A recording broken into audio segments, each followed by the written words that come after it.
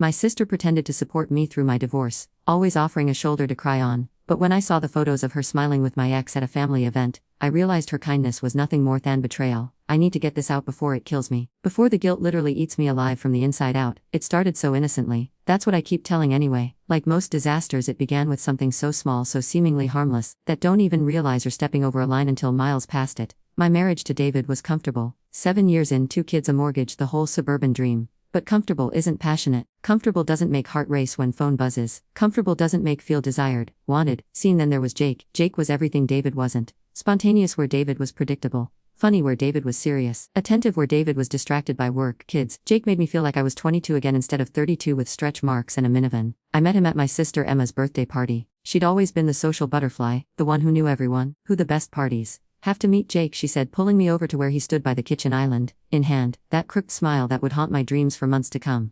He's new in town, works in marketing. 2 would get along great. She was right. We did get along great, too great at first. It was just talking. Innocent conversation at Emma's gatherings. He'd ask about my work as a graphic designer. I'd ask about his new job. David would be there too, usually buried in his phone or talking shop with Emma's husband Mike about fantasy football or home improvement projects. The conversations got longer, more personal. Jake would find reasons to help me in the kitchen while everyone else watched movies or played games. He listened when I talked, really listened. When I mentioned feeling overwhelmed juggling work and the kids, he didn't offer solutions or tell me I was doing fine. He just said, "That sounds really hard," or "carrying a lot." When was the last time David had said something like that? The texting started after Emma's housewarming party. Jake had gotten my number from the group chat she'd created for planning. A simple, "Thanks for the party planning help today," turned into daily conversations, good morning texts, memes that made me laugh during boring work meetings. Photos of sunsets with captions like, "Taught appreciate the colors." I told it was friendship. I was allowed to have friends, right? David had his buddies from college he still talked to regularly. This was no different. Except it felt different. Every notification from Jake sent a little thrill through me. I started checking my appearance before Emma's parties, wondering if he'd be there. I'd catch daydreaming about our conversations during dinner with David and the kids. The emotional affair lasted 3 months before it became physical. It happened at Emma's New Year's party. David had stayed home with a migraine and the kids. I almost didn't go, but Emma insisted. "Need to get out more," she said, "or always stuck at home. Come have fun for once." The party was smaller than usual. Just close friends. Jake was there, of course. We'd been drinking, playing games, laughing. As midnight approached, I should have gone home. Should have kissed my husband at midnight instead of standing on Emma's back deck, talking to Jake about our dreams and fears and all the things I never talked to David about anymore. When the countdown started inside, we could hear it through the glass doors. 10, 8. "I should go find Emma," I said, but I didn't move. "Should?" Jake asked, and there was something in his voice, something that made my stomach flip. 7, 6. "This is wrong," I whispered. "I know," he said, stepping closer. 4, 2, 1. The kiss was soft at first, tentative, like we were both waiting for the other to pull away, to come to their senses. But neither of us did. When we finally broke apart, the fireworks were exploding in the distance, and all I could think was how fitting that seemed. "Emma's gonna wonder where I am," I said, touching my lips. "Tell her we're getting some air." Jake's eyes were dark, searching my face. "Sarah, I said quickly. "Don't say it. Not yet." But I already knew. I already felt it too. The next morning, I woke next to David with Jake's taste still on my lips and a weight in my chest that felt like drowning. David was making breakfast, humming off key like he did when he was in a good mood. The kids were arguing over who got the last of the good cereal. Normal. Everything was so perfectly, devastatingly normal. My phone buzzed. Jake's name on the screen made my heart hammer. Last night was. I deleted the message without reading the rest. Then I deleted his number. Then I blocked him on social media. I was gonna end this. I was gonna be smart. I was gonna save my marriage, my family, my sister's friendship. I lasted 4 days. 4 days of David asking if I was feeling okay because I seemed distant. 4 days of Emma texting me about how great the party was and wasn't Jake such a nice guy. 4 days of lying in bed staring at the ceiling, replaying that kiss, wondering what Jake had been about to say.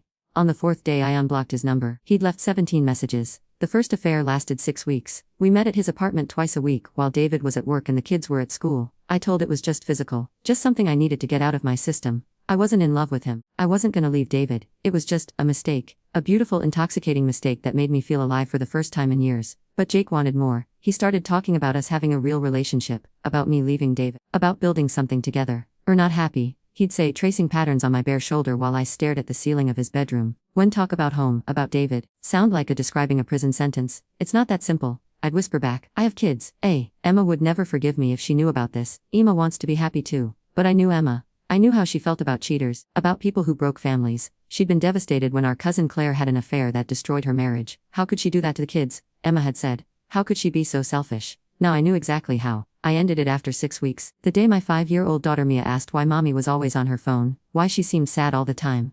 I looked at her little face, so trusting, so innocent, and I saw what I was risking. What I was already destroying without even realizing it. I told Jake it was over, really over this time. He didn't take it well. "We're making a mistake," he said, standing in my driveway at 11 p.m. while David was traveling for work and the kids were asleep upstairs. "No, we're not happy with him. What we have is wrong," I said, my voice shaking.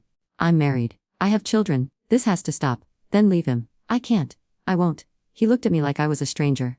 "We're going to regret this, Sarah. We're going to spend the rest of wondering what if." He was right about that part. For 2 months, I thought I'd dodged a bullet. David and I went to couples therapy.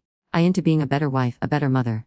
I deleted Jake from everything. Avoided Emma's parties where he might be, convinced I'd learned my lesson. The problem with trying to forget someone is that the harder try, the more think about them.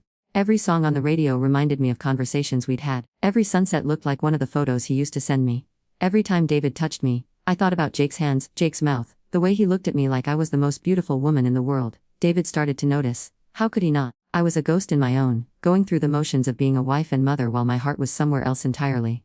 Having an affair?" he asked one night after the kids were in bed. We were loading the dishwasher, this mundane domestic task that somehow felt like the heaviest conversation of our marriage. I froze, a plate halfway to the rack. "What? Heard me? Are having an affair?" I could have confessed then, could have told him everything, begged for forgiveness, started the long road to rebuilding trust. Instead, I looked him in the eye and lied. "No, of course not. How could he even ask me that?" He studied my face for a long moment. "Been different, distant. Like we're not really here anymore." "I'm here," I said, reaching for his hand. "I'm right here." But we both knew that wasn't true. The second affair started 3 months later, at Emma's birthday party. I'd promised I wouldn't go, but she begged me, said she missed me, that I'd been MIA lately, that she was worried about me. Jake was there, of course. He looked good, really good, like he'd been working out, taking better care of himself. He barely acknowledged me at first, which somehow made me want his attention even more. I found him on Emma's back deck around midnight, the same place where it all started. "I've missed," I said, the making me bold. He turned around, and the look in his eyes nearly brought me to my knees. Then, why are still married?" I didn't have an answer for that, or maybe I did, but I was too scared to say it out loud. This time, when he kissed me, there was nothing soft or tentative about it. It was desperate, hungry. Months of pent longing poured into that single moment. When we broke apart, I was shaking. "I can't keep doing this," I whispered. "Then don't. Make a choice, Sarah. Choose me." But I wasn't ready to choose. I was ready to keep living in this limbo, having my cake and eating it too, pretending I could have both lives without consequences.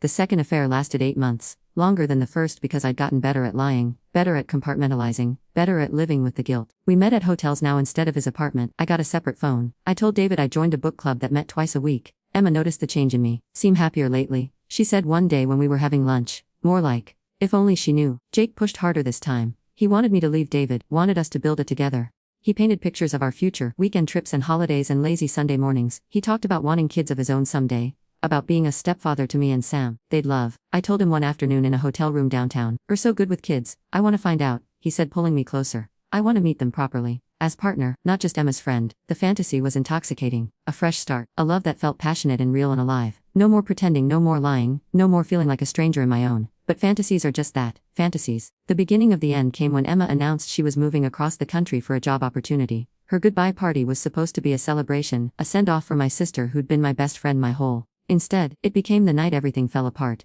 David had been suspicious for weeks. I'd gotten sloppy staying out too late, being too happy after my book club meetings, forgetting to turn my location off when I was supposed to be at the library, but was actually 3 towns over at a hotel. He followed me that night. I was saying goodbye to Jake in the parking lot behind Emma's apartment building.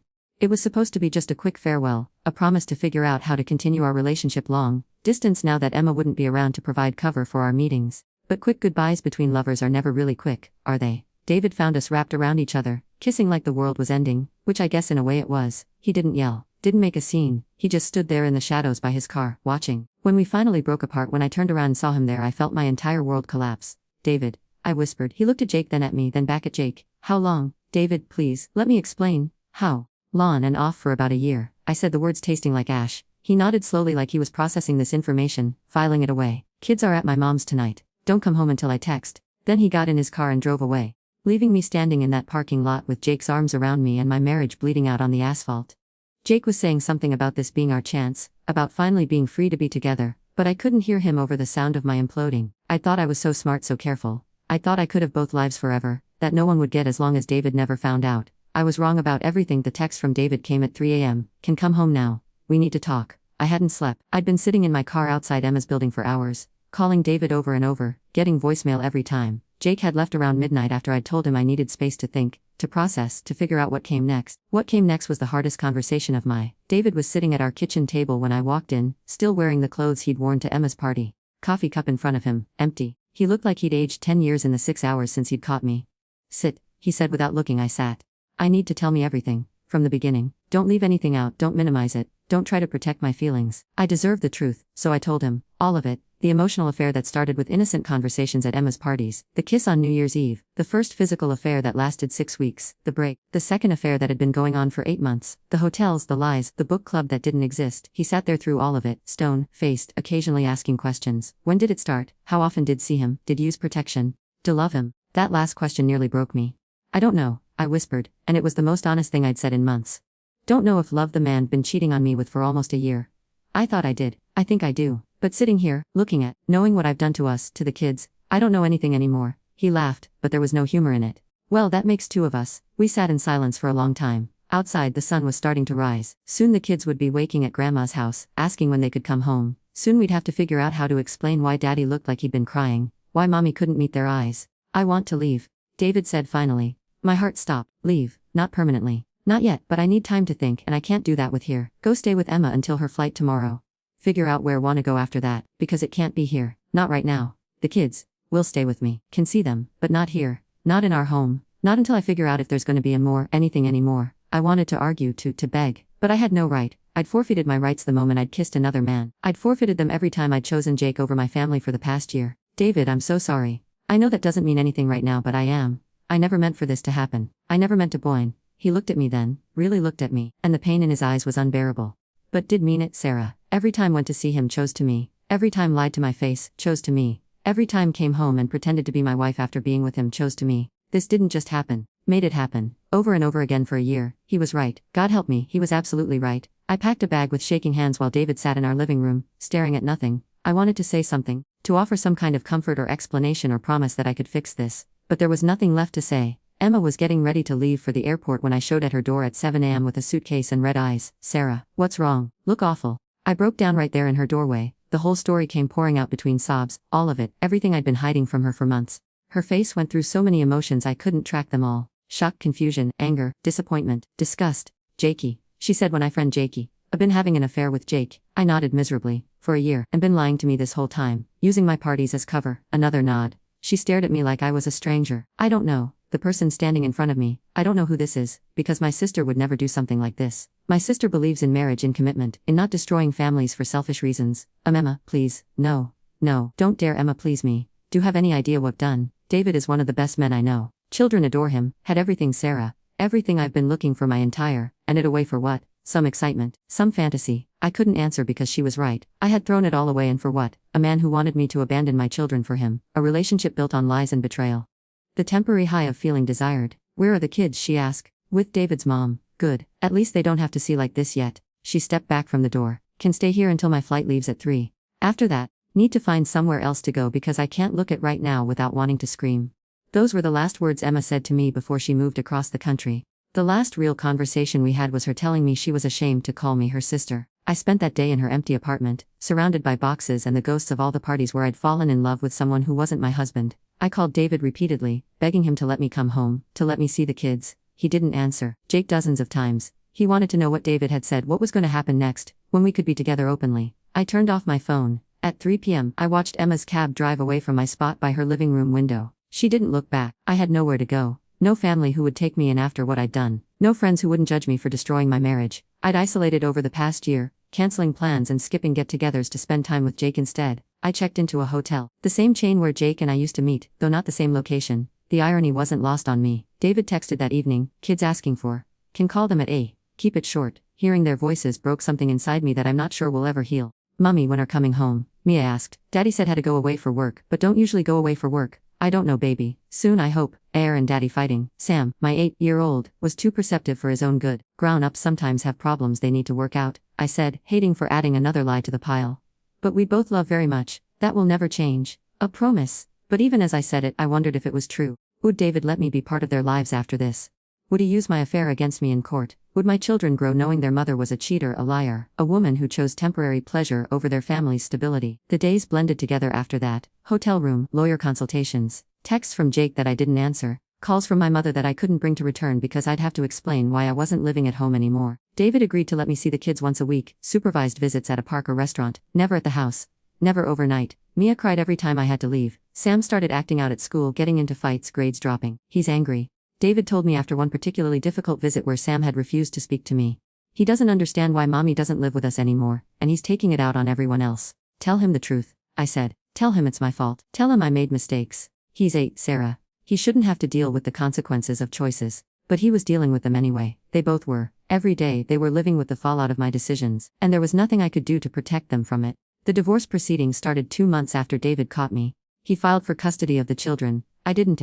How could I? I'd abandoned them emotionally long before I'd physically left the house. I'd prioritized my affair over their stability, their happiness, their security. Jake kept trying to reach me. He showed at my hotel, at the coffee shop where I'd started spending my days, at the grocery store. He wanted to know why I wasn't answering his calls, why I was shutting him out when we finally had the chance to be together. This is what wanted, he said during one of these encounters. Free now, we can be together openly, free. I laughed bitterly. I've lost everything, my husband, my children, my sister, my home. How is that free? Lost things that were making unhappy anyway. Now we can build something real together. Built on, what? Lee's betrayal, the destruction of my family. He looked confused, like he genuinely didn't understand why I wasn't grateful for this opportunity he thought he'd given me.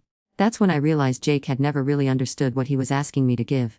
He saw my marriage as something holding me back, not as a commitment I'd made, a family I'd built that I'd chosen. He saw my children as obstacles to our happiness, not as the most important people in my world. He'd never loved me. He'd loved the idea of me, the fantasy of the woman who would choose him over everything else, the reality of who I was, what I'd done, the price of our relationship. That wasn't what he'd signed for. I told him to leave me alone, to find someone else, someone who could give him what he wanted without destroying other people in the process. He didn't take it well, but eventually, he stopped calling. The custody hearing was the worst day of my to that point. Sitting in that courtroom, listening to David's lawyer describe my affair, my lies, my abandonment of my children, I felt like I was watching someone else's fall apart. But it wasn't someone else's, it was mine. These were my choices, my consequences, my children's futures being decided based on my actions. The judge awarded David primary custody with limited supervised visitation for me. 2 hours twice a week, always in public, always with a court-appointed supervisor present. The court finds that Ms. Henderson's extended deception and abandonment of her children during the affair demonstrates a pattern of putting her own desires above their well-being, the judge said. Until she can prove she's addressed the underlying issues that led to this behavior, the court cannot recommend unsupervised access. I walked out of that courthouse knowing I might never live with my children again. I might never tuck them into bed, help them with homework, comfort them when they had nightmares. I might become a weekend visitor in their lives, someone they saw twice a week at McDonald's or the park, always watched by a stranger to make sure I didn't corrupt them further. That night, I called my mother and told her everything. She cried, not the gentle tears of sympathy, but the harsh sobs of disappointment, of a parent watching their child destroy everything good in there. How could do this? She asked when she could speak again. How could throw away everything worked so hard to build? I didn't have an answer. I'd asked the same question 1,000 times and still couldn't come with anything that made sense. I thought I was unhappy, I said finally. I thought I deserved more. More than a husband who loved. More than 2 beautiful children who needed their mother. More than a sister who would have done anything for. When she put it like that, it sounded even more insane than it had in my own head. I made a mistake, Mom. The biggest mistake of my no, she said quietly. Made thousands of small mistakes that led to one catastrophic decision. Every time chose to text him instead of talking to husband. Every time chose to meet him instead of spending time with children. Every time chose to lie instead of being honest. Those weren't accidents, Sarah. They were choices. She was right, of course. They'd all been choices, bad choices, selfish choices, but choices nonetheless. My mother offered to let me stay with her while I figured out my next steps. It was more kindness than I deserved, more than I'd gotten from anyone else since my imploded. But even there, in my childhood bedroom, surrounded by reminders of who I used to be before I became a woman who destroyed her own family, I couldn't escape what I'd done. The town was small. Everyone knew everyone. Word spread quickly about my affair, my divorce, my loss of custody. I couldn't go to the grocery store without whispered conversations stopping when I walked by. I couldn't attend school events for my limited visits with the kids without other parents looking at me like I was contagious. I'd become that woman, the one who away her family for another man. The cautionary tale other wives whispered about to each other. Did hear about Sarah Henderson. Left her husband for some guy she met at her sister's party. Lost her kids too. Just goes to show never really know someone. They were right, never do know someone. I certainly hadn't known. 6 months after the divorce was finalized, Emma came back to town for Christmas. She was visiting our parents, and everyone hoped maybe we could reconcile. That time and distance might have softened the. She agreed to see me. One conversation, she said, that was it. We met at the coffee shop downtown, the same place where I'd spent so many hours after David kicked me out, trying to figure out how my had gone so wrong. She looked good, successful, confident, happy. Everything I used to be before I blew my. Look awful, were her first words to me. I feel awful. She studied my face for a moment. Good, shilled. We sat in silence for a few minutes, sipping our coffee, the weight of everything unsaid sitting between us like a physical presence. I keep thinking about all the times sat in my kitchen, complaining about David, she said finally. All the times said felt unappreciated, unfulfilled, like we're just going through the motions. I thought I was being a good sister, listening to supporting. I had no idea we're using those conversations to justify what we're doing. I wasn't. Yes, we're. Every time complained about marriage, we're building a case for affair. Every time said David didn't understand, we're telling Jake did. I was unwitting accomplice Sarah. I was giving permission to betray him by validating complaints. I'd never thought about it that way, but she was right. I had used her as a sounding board for my dissatisfaction, a way to make my affair seem justified instead of what it was, selfish and destructive. That's not on, I said. That's on me, no kidding. But it doesn't make me feel any less sick about it. She leaned back in her chair. Do you want to know the worst part? Jake called me after stopped talking to him. He wanted to know if I could convince to give him another chance. My stomach dropped. What did tell him? I told him that if he ever contacted me again, I'd file a restraining order, that he'd help my sister destroy her family and I never wanted to see his face again. Her voice was cold, distant. He seemed shocked that I wasn't on his side, like he expected me to think affair was romantic or something. That sounded like Jake. He'd lived in a fantasy world where our relationship was a love story instead of a tragedy, where everyone would eventually understand that we were meant to be together. Emma, I know probably never forgive me, but I need to know how sorry I am, not just for the affair but for lying to, for using friendship, for putting in an impossible position. She nodded slowly. I know you're sorry. I can see it in face, hear it in voice. But sorry doesn't fix anything, does it? Sorry doesn't give family back. Sorry doesn't undo the damage to those kids. Sorry doesn't make David trust anyone again. No, I said quietly. It doesn't. I used to be proud to be sister. We're everything I wanted to be. Married to a great guy, beautiful children, stable career. I looked to. She shook her head. Now when people ask about my family, I change the subject. Because I don't know how to explain that my sister destroyed everything I thought she valued for a cheap thrill. Her words hit like physical blows, but I took them. I deserved them. I have to ask something, she said, and I need to be honest with me. Was any of it real marriage, love for David, commitment to those kids? Or were just playing house until something better came along? The question haunted me because I didn't know the answer. I thought I'd loved David when I married him. I thought I'd wanted our family, our together. But if that was true, how could I have thrown it all away so easily? I thought it was real, I said finally. I thought I loved him, loved them, loved our. But maybe I just loved the idea of those things. Maybe I'm not capable of the kind of love that lasts, that puts other people first, that chooses commitment over excitement. Emma stared at me for a long moment. That's the first honest thing said to me in over a year. She finished her coffee and stood. I'm moving back here in the spring. New job closer to mom and dad, but I don't want a relationship with. I can't have in my knowing what capable of, what chose to do to people who loved and trusted. Pine Emma. I'm not done. If ever try to use me again, if ever put me in the position of keeping secrets or covering lies, I will out of my completely. No more conversations, no more family gatherings, nothing. Do understand? I nodded, not trusting my voice. And if ever do anything like this again, to anyone, I will make sure everyone knows exactly who are and what do to the people who care about. Punchy walked away without looking back, leaving me alone in that coffee shop with the terrible certainty that I'd lost her forever. That night, I lay in my childhood bed, staring at the ceiling, thinking about everything Emma had said, about whether any of it had been real, about what kind of person I really was. The truth was, I didn't know. I'd spent so many years being who I thought I should be, that I'd never figured out who I actually was. And when I finally started exploring that question, I'd done it in the most destructive way possible. I was a woman who could lie to her husband's face for a year. A woman who could abandon her children for stolen afternoons with another man. A woman who could use her sister's friendship as cover for betrayal. A woman who could destroy everything good in her and then act surprised when there were consequences. That was who I was. Not the wife, mother, and sister I'd pretended to be. This broken, selfish creature who'd traded everything real for something that was never meant to last. The worst part was I wasn't sure I was capable of being anyone else. 2 years later, I was still living in my mother's house, still seeing my children twice a week under supervision.